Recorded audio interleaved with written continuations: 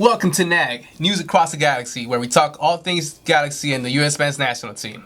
Today, we're going to have a special episode, a preview of the U.S. men's national team versus El Tri. That guy all the way to the left is Eddie. I'm Bryant, and co-founder and CEO of Vivelfut, Jonathan. Well, gentlemen, let's start nagging.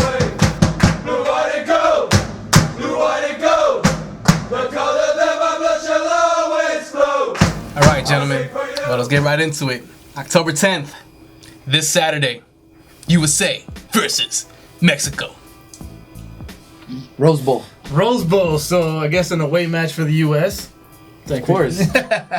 Well, the U.S. is taking three keepers. We have Brad Guzan, Tim Howard, Nick Raimondo. We're going with 9 defenders. Ventura Alvarado, DeMarcus Beasley, Matt Beasler, Jeff Cameron, Brad Evans, Fabian Johnson, Michael Roscoe, Tim Ream, Jonathan Spector. Midfielders, we're taking 7. Kyle Beckerman, Alejandro Bedoya, Michael Bradley, Jermaine Jones, Danny Williams, DeAndre Yedlin, Graham Zuzi, Josie those are forwards. Forwards are 4, Josie Altidore, Clint Dempsey, Chris Mondolowski, and Yossi Zardes. The 11 I'd like to see Tim Howard start, which is doubtful. Because just maybe it's disrespectful in Jurgen's eyes, but we'll see. Center backs, Jeff Cameron, doubtful again. Sharing it with Matt Beasler. All right, I'd like to see Brad Evans. Yet again, doubtful. Our left, Fabian Johnson. And then Or Yedlin. I would like to probably see Yedlin start at the left back. Ideally, but we don't know. But based on his playing time, you still consider starting Yedlin? Yeah, just because of the pace that Mexico will bring in that game, I would like to see him try to shut down that wing as a defender instead of his usual position that Klinsmann puts him as a midfield. But you definitely know that's not going to happen. As defensive, like holding mids, I'd play with 2, which is Michael Bradley, Jermaine Jones, out right, Yossi Zardes, out left, Bedoya. And sitting on top, Altidore, and right behind them, Dempsey. But our coach is Jurgen Klinsmann. I wouldn't surprise to see like Alexi Lala starting as center back. As far as Mexico, what do we got? Well, I mean, you got your goalkeepers. You got Moises Munoz. You got Alfredo Talavera. Jonathan Orozco. Defenders, you got Paulo Aguilar, Diego Reyes, Rafa Marquez, Hector Moreno, Miguel Ayun, Torres Nilo, Dueñas, Rivas. In the midfield, you have Israel Jimenez. You have Javier Güemes coming in for Gallito Vasquez, who fortunately suffered an injury, so he had to come out. You have Zorrillo HH. You have Javier Aquino, Carlos Esquivel, Capitán Guardado, Jonah Dos Santos. Up top, you have Tecatito, Oribe, Raúl, Jimenez, Chicharo, and Vela. Me personally, as far as my starting team that I would like to see come out on Saturday play the U.S. national team, I would stick to whatever's working. Like they say, if it's working, then why fix it? Why fix it? It's been a system that it's been in play with Miguel Herrera. Now with Tuca, he's kind of working the system, the 5-3-2. He's a little shaky with Rafa Marquez maybe being ready to play, maybe not. So he's trying both systems, the 5-3-2 or the 4-4-2. But personally, I would start with the keeper that is in best shape right now, just playing in the tournament, consistent week after week, making key saves for America. I would stick with Moises Munoz in the goalkeeper as a goalkeeper. I would play 5-3-2. I would have on my wings, I would have Layun and Aguilar. In the back, I would have Moreno, Reyes, and Rafa Marquez a little bit up top, pushing up, supporting with Jonah Dos Santos in the middle, HH on the right, and Guardado to your left, and that dynamic duo up top. I would go with Chicha and Orobe. And the reason I say Orobe is we did win the Olympics with one of his goals, so. Yeah, I would go with Orobe up top. Let's not forget those were kids. Anyway, I don't like 10-year-old AYSL, so kids, cool. Kids that you guys could not make it. I'm sorry. That's cool. Our kids are too busy getting education. Anyways, what about you, Brian? What do you think?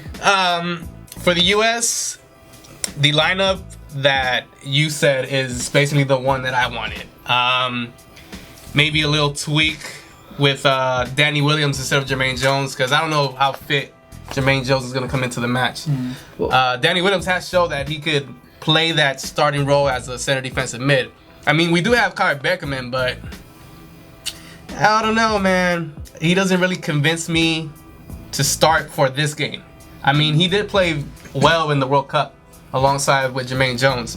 But to start for this game, which is a very important game to go to the playoffs for the Confederations, I mean, it's, you know, we want to put our best squad out there. I mean, we didn't have much with the call-ups regardless. All right, so you mentioned you wanted to see a couple people. So, I mean, you guys have any complaints? Anybody you guys would want to see called up that wasn't called up? For the U.S., you already know. My perspective on Chris Wondolowski, I don't even know why he gets a call up. I don't know why. That's like the biggest question of questions in the universe. I would have much rather have seen Johansson get called up and maybe even paired up with Josie on tap. If we do remember seeing them in AZ Alkmaar, Josie and Johansson had a pretty good tandem duo where they scored a lot of goals. Could have seen that, but I mean, I'm not the coach, so maybe you guys can give me a little insight or give me a little your inside opinion as far as why do U.S. fans, you know, get on Chicharito for, you know, being that cherry picker, being that player that, you know, is always there. Curveball. And then funny. I mean, you guys have your own Wondolowski. I mean, if you put Chicharo and Wondolowski, I mean, I'd rather pick Chicharo, to be honest. To be honest, I mean, I just don't understand why there's so much hate from a U.S. side, I mean, towards Chicharo when, you know, Wondolowski does the same thing. Oh, we bash him even worse. I think we make fun of more of Wondolowski. Like, honestly, I think somebody's listening, and it's like our karmas. They keep talking about Chicharito, and we keep calling him Wando. I think they text each other like, yo, did you get called up? Yeah, I got called up. You did too? All right, cool. Anyway, we're going off track, man. What about you, Mexico? Me personally, I mean, I would have loved to see Gio. I mean, dude, it's unlucky that, you know, he suffered an injury. I mean, just based on what I was reading, looks like the injury is, you know, it's bigger than what they thought it was. He's, you know, expected to be about 3 weeks out. I would have loved to see him this weekend. I mean, we all know what he can do and what he's done to the U.S. I mean, if you guys can remember, I mean, last time they played at the Rose Bowl. I remember that. I mean, if you can ask Howard. I mean, I'm pretty sure Howard is still chasing him on the ground. But last time I checked, I mean, you know, we all know, you know, what Gio can do on the field. Obviously, off the field, you know, we've all heard the stories, but. He's a saint. He's a saint. What are you talking about? On the field, I mean, you know, the guy's explosive. The guy has a lot of talent. You know, put the ball on his feet. The guy is what I'd like to call natural 10, even though that is not what he plays. You know, I would have loved to see him this weekend. Another person that that a lot of us, you know, Mexico fans are gonna miss is Memo Ochoa. Memo Ochoa, you know, did a great job in the World Cup. You know, he's been doing his, you know, every time he's been called up with the team, you know, he's been performing. You know, the guy, you know, seniority. The guy, I would have loved to see him, you know, defending the 3 posts. Right. But I mean, we all have to understand that, you know, you got to go based on, you know, players that are in, you know, are in playing form, and it's not the same thing to practice, you know, and you know, step on that field and play those 90 minutes, whatever it is. I mean, I would have loved to see him. You know, and also. No, I mean, I don't want to dare to say it, but, you know, soccer is, you know, a sport that, you know, you got to take advantage of the moment. Soccer is a moment sport. Omar Bravo, he is a striker. I mean, he's, you know, he's on fire. What you're saying is feed the hot hand. Feed the hot hand. I mean, even though, I mean, Omar Bravo's, you know, maybe it's past his time with the selección, but, I mean, you got to put in there what's hot. You know, Vela's here, you know, Vela hasn't been playing all that great. May not start. But I mean, you never know. I mean, Bravo might be that sub you may be able to use in that late minute. Bring him in like in the 7th, gets you a goal to put you 1 up, and then probably win the game for you guys. Exactly. But I mean, you know what we have right now. I mean, with Vela, Tecatito, Raúl Jimenez is doing a great job right now. I mean, he scored an awesome goal in Benfica. So I mean, what we have now is, I mean, it's, you know, it's a lot of potential, and I mean, I'm excited for Saturday. I can't wait. But yeah, and I am also excited. Well, as far as me, I think if you guys actually look at the roster, we have supposedly 4 forwards, but we have Yassi playing as a midfielder, which actually leaves us with 1 sub. our all-time favorite, of course, the only forward. So that means we're Chichowalski. Chichowalski. That means we're one injury away from him coming on the field. With that being said, I mean, I think Aaron Johansson, everybody would. That would have been a perfect call-up just for this type of moment too. I mean, the defense that Mexico's gonna present is gonna be a pretty speedy defense. Dempsey, he's a veteran, we know. He could score at will, but I still think that a Johansson and a Josie Altidore on top would have been a much better dynamic duo to try to score more goals. I mean, I don't knock Dempsey. I actually like how Dempsey plays.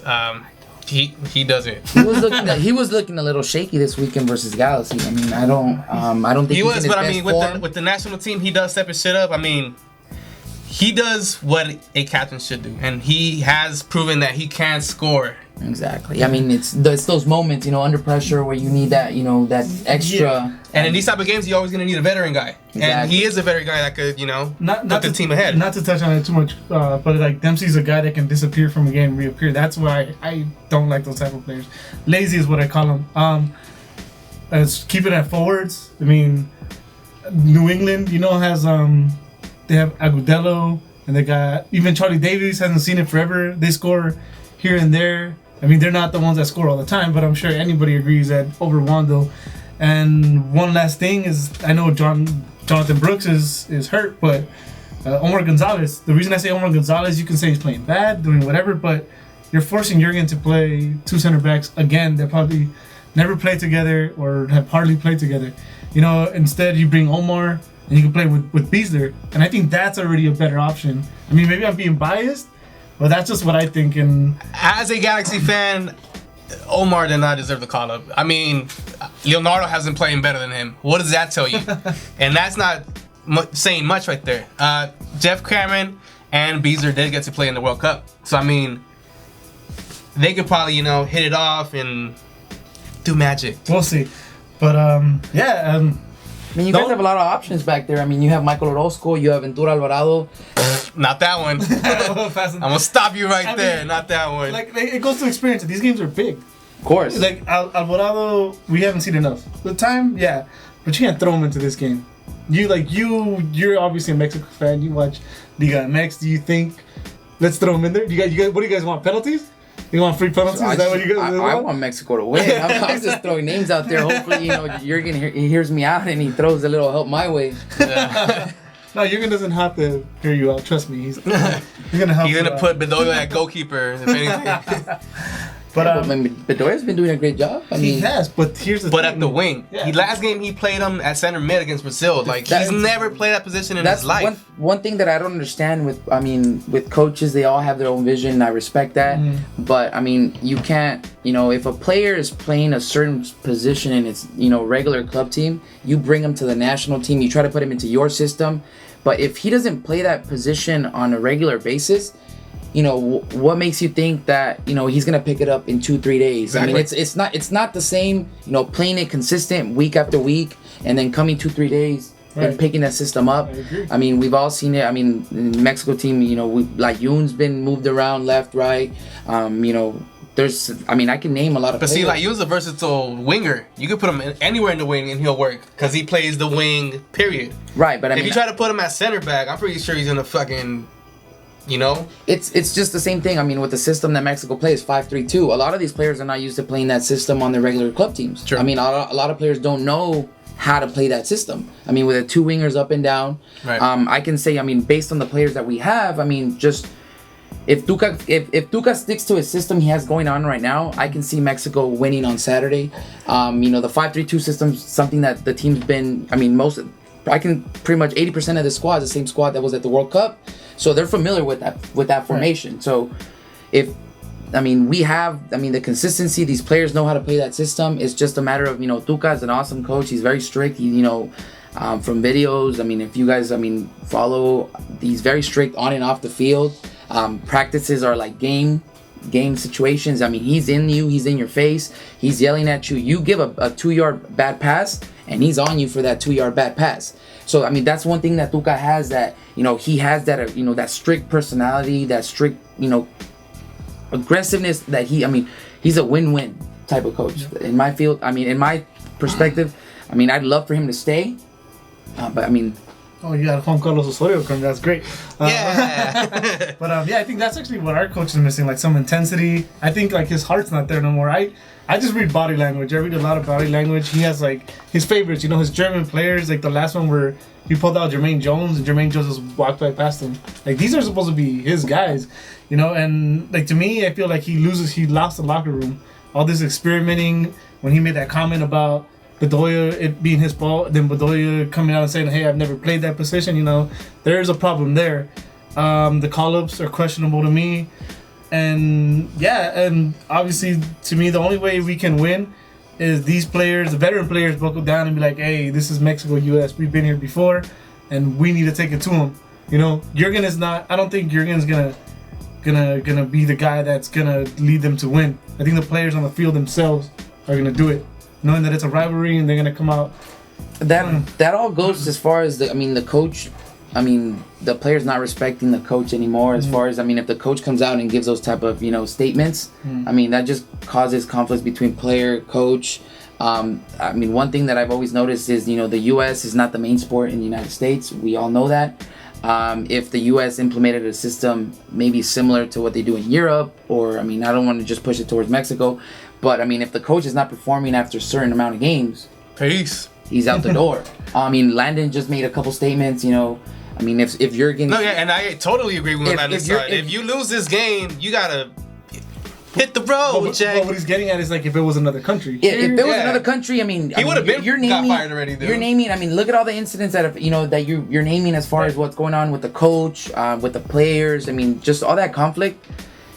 I mean, I'll give you a perfect example. Miguel Herrera, had an incident at the airport. Mm-hmm. What happened? Bye. Why? Because, I mean, that's, you want to implement, I mean, if there's no level of, respect or, that system, I mean, it just, the locker room, it doesn't function. And I just think personally the U.S. is having an issue with, Jurgen not having that consistent lineup. I mean, if you're changing your lineup, game after game. Especially in important games. That's the thing that gets us U.S. fans more frustrated. In important games where we should perform with our top players, at the moment, he comes out with a ridiculous lineup that it makes no sense. Right. What I did like about Klinsmann, though, is he did broaden the horizons with the players that he brought in. He did bring in a lot of Mexican-American players, German-American players. Icelandic. Icelandish, I don't know how you want to describe it, players. He brought players that are American, to play with the U.S. But besides that, these last couple months, including with the Gold Cup, I mean, that was just horrible performance by the U.S., horrible coaching, and let's just leave it at that. What from those performances in the last game against Brazil, what can we expect from the U.S.? For me, it seems like Mexico's going to want this game way more than the U.S. coming into this game right now. But that's what I'm telling you. It's up to the players. Now the coach has a part. I think physically the U.S. can keep up. Obviously, this is our country, even though it's going to feel like it's away. They should be more used to the climate, the atmosphere, everything. So I think physically we can outrun them if the subs are made right. I don't want Yedlin to start because I don't like him starting, but I think as a sub, he creates that spark. Yeah, because he creates that spark. Nobody's gonna catch him. Wando stay in the locker room, of course. And give me my towel. I think Jones only has a limited minutes in him. Bring in a Danny Williams, and yeah, that's what I want to see too. I'd rather see Danny Williams start. He's gonna, because of his youth, he's gonna be able to keep up with the center mids that Mexico's gonna present, which I believe is Guardado's gonna be in the middle, right? Guardado's most likely gonna be on the left side. More as a winger, okay. As a winger, you're looking at Jonah Dos Santos playing that center mid role, with Herrera on the right wing. Both, I mean, all three players have know that position very well. Mm-hmm. I personally, my favorite player on the field, I mean, this Saturday would be if he does get that start, would be Jonah Dos Santos. He has that different style of play that a Mexican player does not. Your average Mexican player have. I mean, he's been in the Europe system for quite some time. I mean, he was in the Barca system. I mean, he trained with Xavi, Iniesta. I mean, you can just see the kid. I mean, with his touch. He has that finesse. I mean, he has that different touch that that your average Mexican player does not have. I mean, I'm just excited to see him. I mean, getting that call up. You know, he's getting playing time with Villarreal. So to me, I'm looking forward to Jonah Dos Santos creating some good plays for our team. And Herrera is one of the explosive players that you never know what you're gonna get. Is doing. Although he did play like crap in the Gold Cup, my opinion. He did. I mean, personally, I don't think that Gold Cup, Guardado was the best player in that team by far. Yeah, in my eyes, I thought he was the best player. Guardado's coming from an injury. I mean, he's been working hard. I mean, from what I've seen, he's been working hard. To be in top shape. Rafa Marquez, another thing, he's a little shaky. He was coming off an injury. But with the players we have, with the experience that they bring, I mean, I think we bring a big package to this weekend, and I can't wait to see all these all this happen. I mean, I'm excited. Yeah. I mean, I personally, I don't know how you guys feel, but I mean, when it comes to watching my national team play, that's like that's my religion right there. Don't bother me. For the most part, I mean, I'm excited. A little worried. Like I think as most U.S. fans, well, at least we are not that confident. One big factor for me is, like you said, Guardado coming back. I think Guardado's a key player. Depending on how he looks, he can give us another chance. Yep. Rafa Marquez, a little older, so maybe he'll struggle, but I don't think we're really worried about him either way. Either he plays or not, it's not good or bad to us. Maybe a red card to help us out. But, I mean, that's pretty much it. USA versus Mexico, away at the Rose Bowl. Home for Mexico. All right, guys. Anybody bold enough to make a prediction? I'll start. Well, as a biased USMT fan, I'm just going to say the US wins by 1. Not exact score, but by 1. By 1. As a Mexico fan, loyal, we're going to win it. I mean, what better, way to do it, on U.S. soil. We're going to win it 3-1.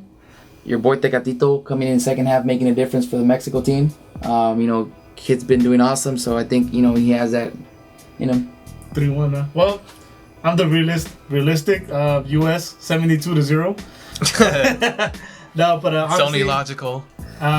Real quick, U.S. is going to hold back, and then the longer it goes 0-0, I think the U.S. has a better chance, and with the subs and the speed, famous 2-0. 2-0. 2-0.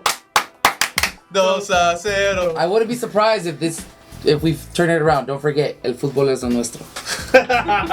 All right, ladies and gentlemen. Well, this concludes our show.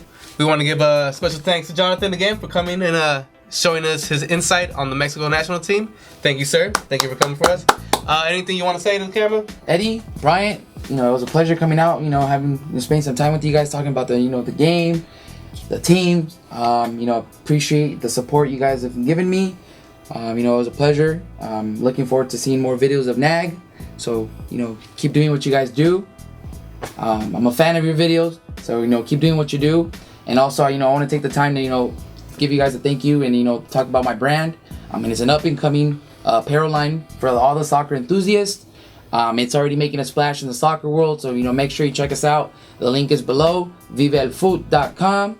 Follow us on Instagram, Vivelfut. Appreciate you guys for the support. We got some new threads. We got some Mexico theme. We got a US theme. We got a couple designs coming out, and I appreciate all the support you guys have given me. And looking forward to all your guys' success. Look for the link at the bottom Look for all links. And if we missed anything, you guys want to talk about, ask us any questions, follow us on Twitter, follow us on Facebook, hit a like on this video, subscribe to our channel, and I think that's it. I'm Bryant. That's Eddie over here, and this is Jonathan. Keep on nagging.